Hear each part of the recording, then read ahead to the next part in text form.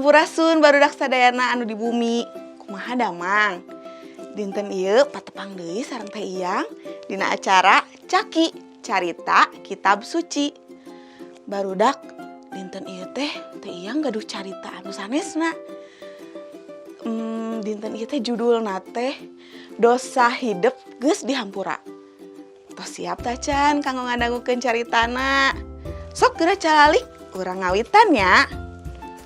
Barudak emut teu basa kamari-kamari aya carita anu lumpuh anu hoyong pendak sareng Gusti Yesus. Tapi si anu lumpuh ieu teh teu tiasa pendak soalna seueur jalmi terus sesah hoyong pendak oge. Tah kudu nganteurna teh dibobok eta langit-langit bumi diturunkeun ka handap supados pendak sareng Gusti Yesus.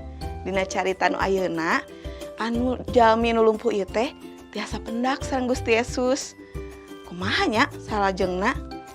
Jadi Gusti Yesus teh ningali si jalmi nu diturunkeun ieu.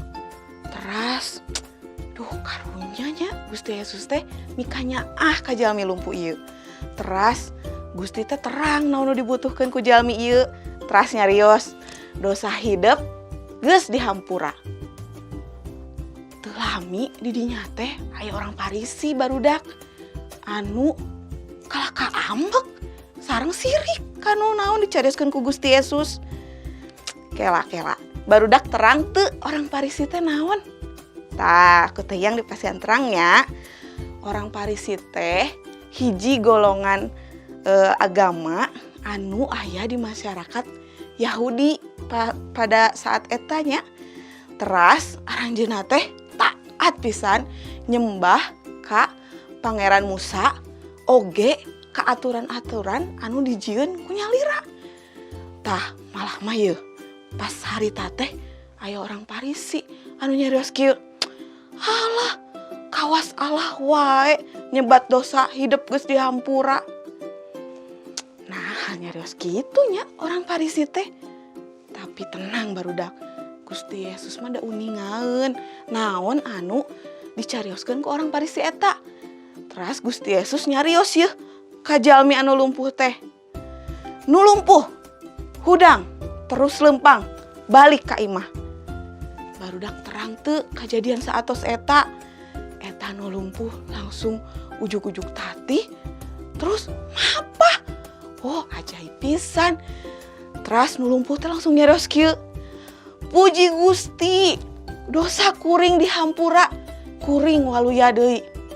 Wah, eta jalmi-jalmi nu seueur hookeun barudak. Hebat pisan, nembe pisan aya kajadian sapertos kieu. Sata acana mah teu aya kajadian anu aheng sareng sapertos kieu. Tah barudak dina carita anu nembe urang tiasa ningal mujijat anu dipidamel ku Gusti Yesus deui. Nyaeta jalmi anu lumpuh tiasa mapah, tiasa muji Gusti Yesus.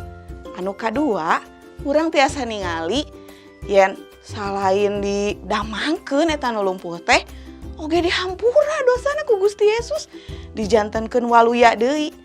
Oge teu hilap yeuh, anu paling penting barudak Gusti Yesus oge tos ngahampura dosa barudak sadayana kalebet dosa Teh Iyang. Jadi kada tetap semangatnya barudak dugi ka dieu heula nya carita kitab suci anu tiasa dicaritakeun ku Teh Iyang. Ke urang pendak deui di carita Caki anu salajengna. Gusti Yesus ngaberkahan.